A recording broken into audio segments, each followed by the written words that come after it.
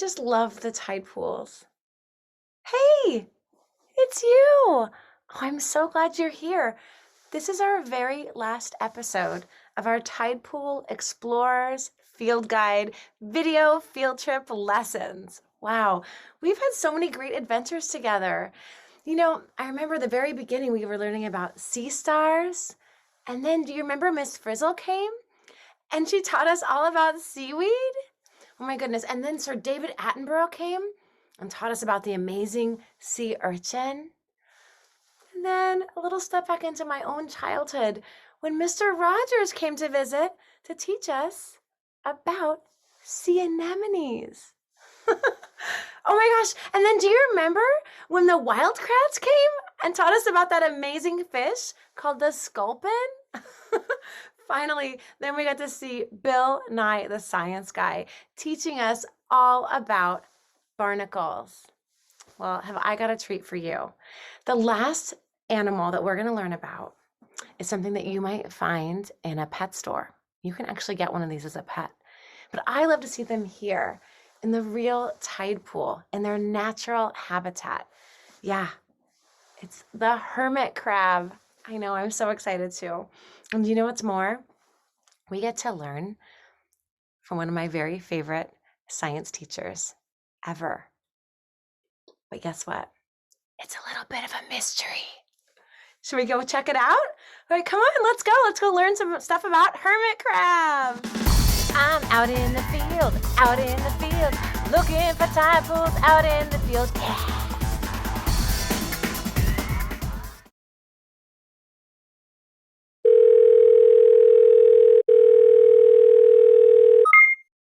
Hi, it's Doug. Have you ever wondered about animal homes? There are lots of different animal homes out in the world. I mean, look at this dog right here. Some people make special houses for their dogs and leave them in the yard. And look at this bird living in the wild. It lives in a nest. Someone named Luna and Aria have a question about animal homes. Let's give them a call right now. Hi, Doug. Hi, Doug. Hi, Luna and I Aria. have a question for you. Why do hermit crabs always change their shells? Oh, that's a great question. Hermit crabs are super cute and interesting, but they're not the only crabs in a tidepool ecosystem. Look at this little guy. And this one right here. Before I go on, I'm curious. Why do you think hermit crabs change their shells? Well, I'm not sure how you answered, but check this out. The abdomen of a hermit crab is super soft, so it wants to scurry on over and find itself a shell so it can be protected. When hermit crabs start out in life, they're really small, like this. Some of them can grow to be really big. As they grow, they switch shells so that they can find something that better accommodates their size. Sometimes they even fight other hermit crabs to get that perfect shell. Sometimes a hermit crab might find something else to make its home in, like this pipe, or even a jar it might find on the beach, or even a Lego. But I think we'll all agree that a hermit crab is best off in a shell. That's all for now. Remember to stay curious. Oh, that's moving. Wait, it's moving.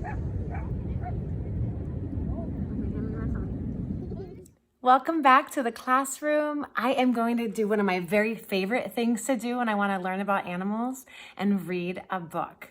I have this book right here, which is a really super fun fictional book. It's based on science, right? It's based on some real facts, but it's created as a little story. So it's our fiction. And then I actually have a really big book. Do you want to see it? This is called A House for Hermit Crab, and that is by Eric Carle. It's a great book too. But today, with this video, we are going to read these non-fiction books right here. One of my very, very favorites, the eyewitness book Seashore, and also a little piece out of the Illustrated World of Oceans. Let's go read them together. Come on.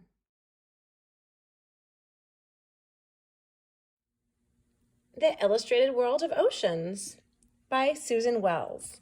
We are going to skip to this page. It's all about invertebrates. I'm going to zoom in right here where it says Hermits of the Sea.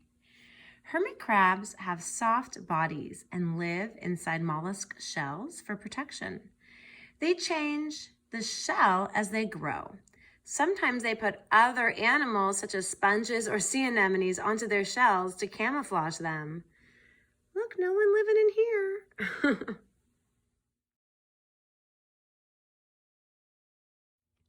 Eyewitness Books Seashore.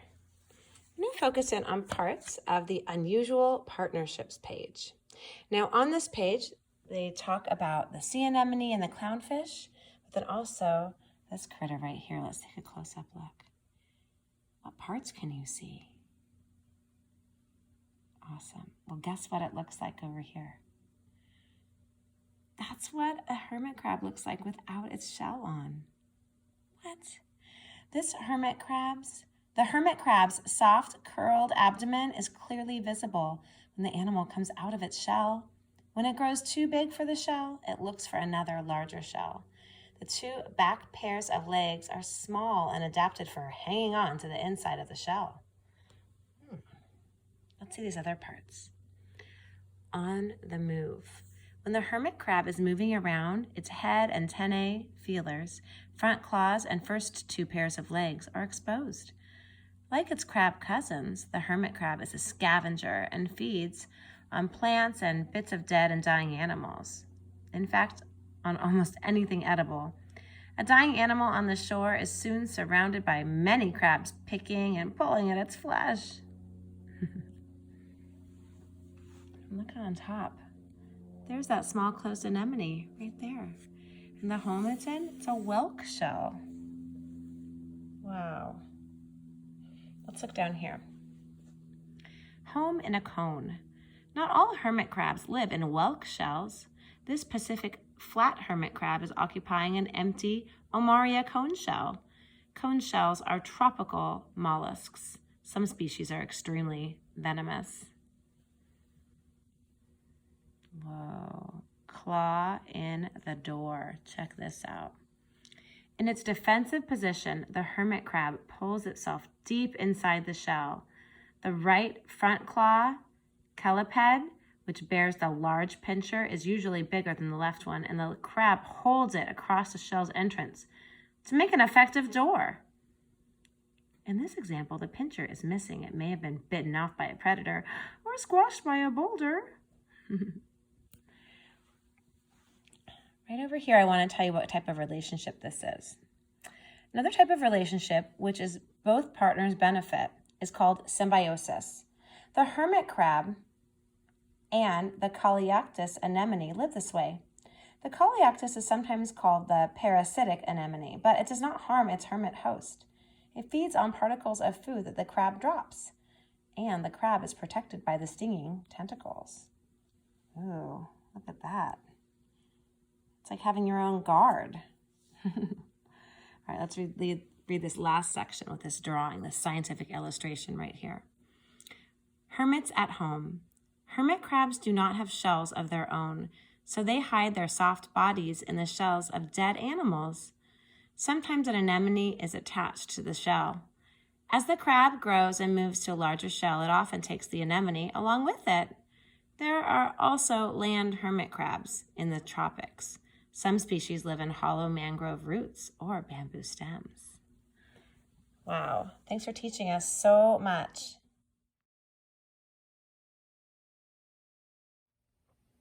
Here it is, our Tidepool Explorer Scientist Field Guide. Let's turn all the way to the very last page. As always, your first step is to copy the name of the organism on the top line. Here you're going to write 2 words, hermit crab. Our next step is to add the lines for our labels. Our first word starts with a nice SH blend. Shh. There it is, shell. Here it goes all the way over. Remember, we've just learned a lot about hermit crabs and the shells they use for their homes. And then we have these antennae. Here it is. Ooh, look, there's a little word in there. Ant is hiding an antennae. All right, now this gets a little tricky. the eyes. If you look really carefully, these right here are the eyes. So take your pen or your pencil, do your line right from there, not from the antennae, to the word eyes. You could even go to both parts, right? There you go. And finally, legs. Now there are a lot of other parts of a hermit crab, but we're just doing these 4 for now. There are a number of legs here, so you can take your line, and then if you want to be really fancy, you can show it to all these pinchers, all these different legs, like that. And there are your labels for the hermit crab diagram. Okay, here we go. Let's do our last scientific illustration in this series. I am going to start by where this hermit crab is going to be living. So I'm going to start with a shell. And remember, I can do a number of different shells, but I like to use this diagram as an example. So I'll go ahead and do a big curve like this. Come around, kind of like a C, comes in, almost coming into a G, right? And then I'm gonna bring this down a little bit more and then go whoop, come like that. Now, let's go ahead and make our spiral. I do love making spirals. Come around like this, get tighter, tighter, tighter. There we go. All right. We can add a little more detail to that in a little while, but let's get to our hermit crab, who's the star of the show here, right? Let's look carefully. We have to have its body coming out and then lots of different parts, right? It might seem a little overwhelming, and I get a little stressed out when I look at that, but I'm just gonna do one part at a time, so don't worry. So start with just one line out like that, okay? And then another line out that comes like this. Ta-da. Now let's look carefully. Yeah, there's some texture in there, so let's add some lines like this. 1, 2, 3. Okay, that shows that there's other little parts that it gets broken up, that body. Okay, now let's have some legs coming out, so it starts to look a little more hermit crabby. So here's one, it comes out like this, and it goes like this, and then it can come out a little bit and come to a little point. And then we can break that up into some segments. 1, 2, 3. That looks pretty good. That looks like a leg. Let's give it another leg. Out like this. Like this, and come into a little point. And then break into some segments. 1, 2, 3. Remember, if you're a little behind, don't worry, just pause the video or rewind and catch up. Okay, now let's give this hermit crab a face. Let's just give it some nice eyes that come out like this. And another one that comes out like this. And let's make it look definitely like an eye because it needs a little eye spot there. Yeah, you know, our hermit crab can see.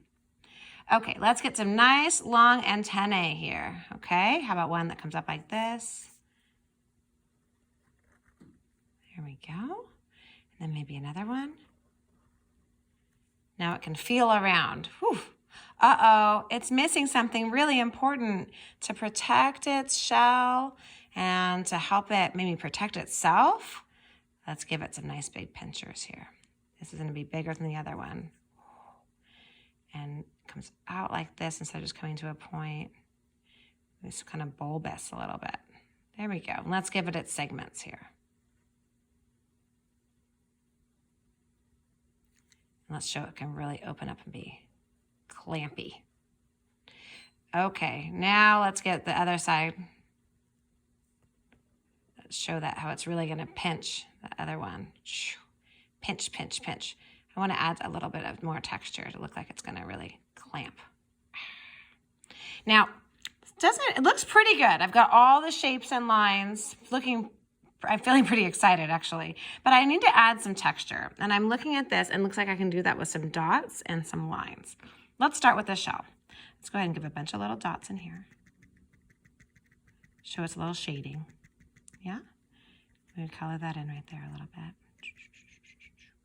And let's get some nice lines here, right? Actually, right over here, I think I'm going to do some more little dots. Now let's get some lines.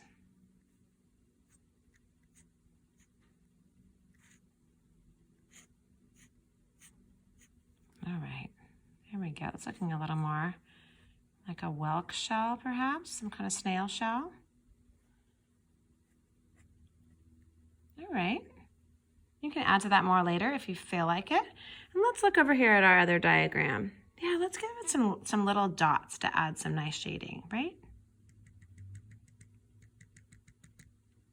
This one, I'm gonna do a lot of dots.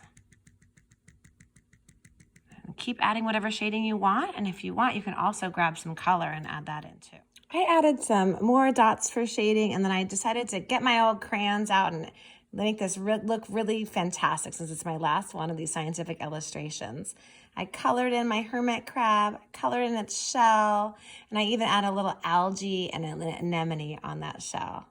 Really, take your time to get all of the parts just right and show that they all have a purpose. Finally, as you look at your incredible hermit crab and the diagram, I want you to think,